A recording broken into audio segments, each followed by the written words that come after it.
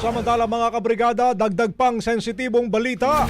3 ho ang patay, 5 sugatan sa pamamaril sa loob ho ng San Jose National High School sa Tacloban City. Mga sospek, estudyante rin.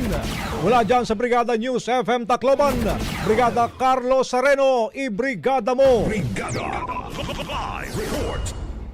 Yes, Brigada Angel, ngayon lang ay nakatapos pa lang na magbigay ng pahayag si City Director Hitigan ng Tacloban City Police Office.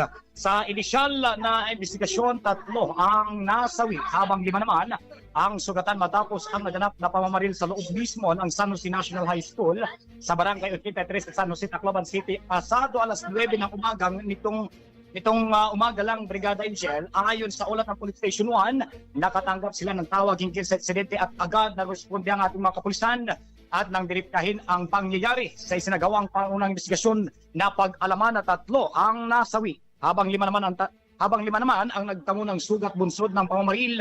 Kinilala ng pulisya ang isa sa mga suspektin, si Anyos, grade 9 student at residente ng Barangay 83 sa San Jose, Tacloban. Agad itong naaresto ng mga otoridad matapos ang insidente. Samantala, ang isa naman ay nahuli na rin at ngayon Brigada Angel ay nandito na sa Station 1 or Police Station 1 dito sa San Jose, Tacloban City.